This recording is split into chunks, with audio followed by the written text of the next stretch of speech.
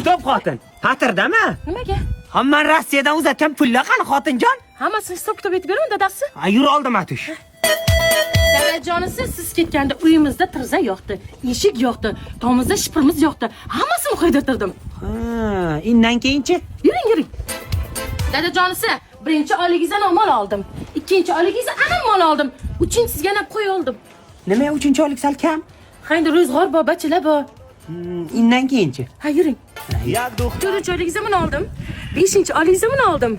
Oltinchisi ham oldim oyligingizdan. Bularga qarz olib. Ha, men Rossiyada 8 yil qor, yomg'irda ko'rib ishlab, ko'ylak, paplin, po'mboq deb yurman, xotin. 1, 2, 3, 4. Tushunmadim, xotin. Men ketayotganda bachalarimiz soni 3 dan 4-bacha qayerdan keldi? Siz ketayotganda mana ichimda edi, ichimda.